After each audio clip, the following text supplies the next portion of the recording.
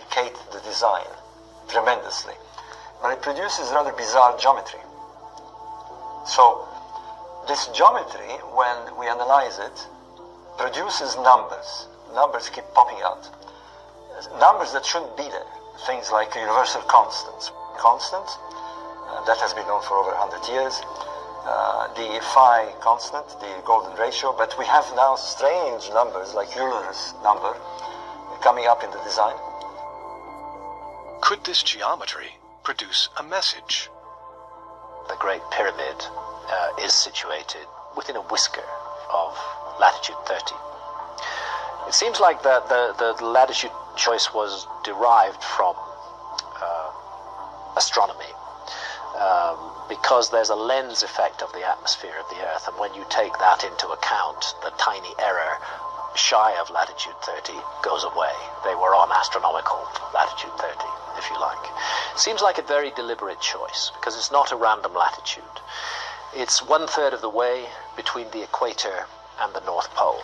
This is just one of the many ways, I feel, in which the Great Pyramid deliberately and purposively speaks to our planet. The next way it does that is that it is aligned. But if you take upon yourself the project of building a pyramid and aligning it to true north, south, east, and west, you wouldn't make any error at all. There is an error in the Great Pyramid. It's tiny. It's 3/60ths of a single degree off true north. This is almost eerie precision, because the scale of the monument is so huge.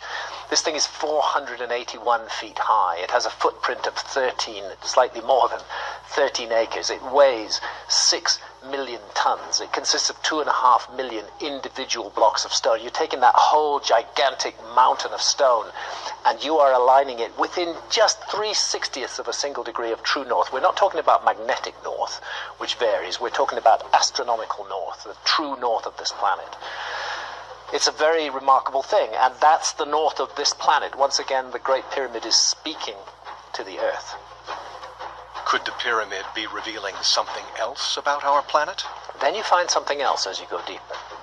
Start measuring the Great Pyramid. Measure it very, very, very precisely. Measure its base perimeter. And then measure its height. And scale those numbers up. What you find is that at a scale of 1 to 43,200, and I'll explain why that's not a random scale in a moment, on a scale of 1 to 43,200, the dimensions of the pyramid give you the dimensions of this planet. In other words, if you measure the base perimeter of the Great Pyramid and multiply it by 43,200, you get the equatorial circumference of the Earth. And if you measure the height of the Great Pyramid and multiply it by 43,200, you get the polar radius of the Earth. So in all those centuries and millennia, when our ancestors went through the Dark Ages and didn't even know that they were living on a planet, let alone the dimensions of the planet, all they ever had to do was go accurately measure the Great Pyramid, multiply those numbers by 43,200, and they have the dimensions of our planet. Could this be the evidence to suggest that ancient places like the Great Pyramid are here to always show us our place in the stars? Egyptologists are aware of this, but they say it's a total coincidence. There's no significance to it whatsoever, as far as Egyptologists are concerned. And you know, if the scale were something different, if it were 1 to 57,000 or 1 to 42,000 even, they could be right. The reason they're not right is that the scale is not random. The scale is defined by a key motion of the Earth itself. Our Earth, as well as spinning on its own axis, has a wobble on its axis. That's called precession. Rather, the effect that you get if you set a spinning top spinning. As it begins to slow down, it begins to wobble, and the top of the top begins to transcribe a circle. The Earth does that. If you take the extended north pole of the Earth and extend it out into the heavens, you'll find that today in our time it's pointing at a star we call Polaris. That's our pole star. But it hasn't always pointed at Polaris, and it won't always point at Polaris in the future. Sometimes it'll point at empty space. Sometimes it pointed and will point at other stars. There was a time when Thuban in Draco was the pole star.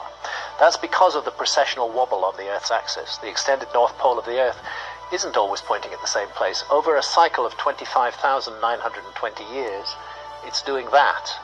That's why the pole star changes.